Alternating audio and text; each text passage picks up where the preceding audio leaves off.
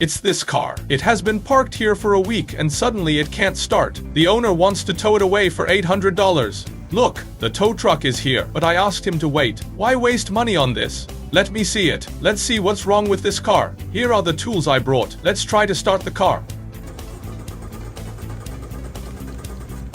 Try again.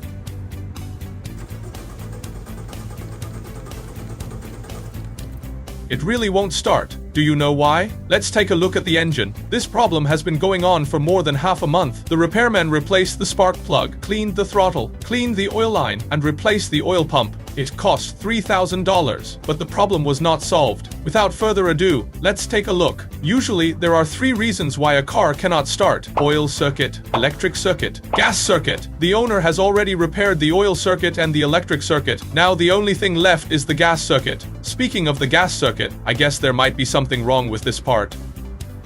Come, look here. This is it. It's called an airflow meter. I now suspect it's broken. Let's take it apart and have a look. It's very easy to take apart. Let's unplug it. Next, use a Phillips screwdriver. Let's remove these 2 screws. Be careful not to drop the screws into the engine. Okay, it's removed now. Let's remove this screw as well. Now we can take the airflow meter out. Okay, it's removed now. Let's take a closer look. Okay, the cause of the problem has been found. Look here, this is so dirty. It's full of black sludge.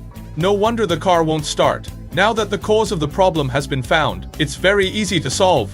Don't rush to replace it. Don't waste money. Let's find 2 paper towels to put on the ground. Find a bottle of detergent.